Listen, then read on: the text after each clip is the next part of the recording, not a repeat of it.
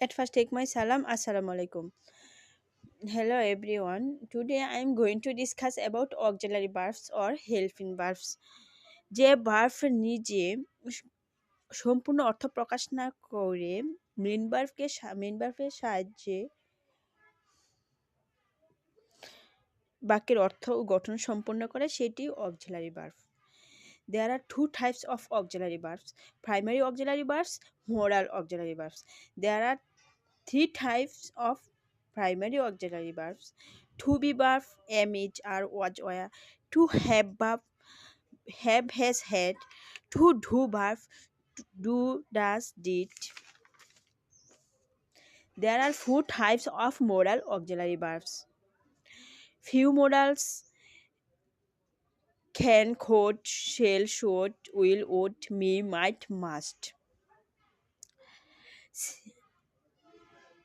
Semi-modals: need to, dare to, ought to, used to. Modal phrase: am to, is to, are to, was to, were to, have to, has to, had to, will have to. More modals: be supposed to, be found to, be used to. Auxiliary verb হিসেবে to be verb: he is cooking biryani, সে বিরিয়ানি রান্না করছে। এখানে to be verb হচ্ছে is. I am reading a story book, আমি একটি গল্পের বই পড়ছি। এখানে এম হচ্ছে to be verb. There are playing hadudu, তারা হাডুডু খেলছে। এখানে আর হচ্ছে to be verb. He was driving a car, সে একটি গাড়ি চালাচ্ছিল। এখানে ওয়াজ হচ্ছে to be verb. They were swimming in the river, তারা নদীতে সাঁতার কাটছিল। এখানে ওয়ার হচ্ছে টু বি ভার্ব।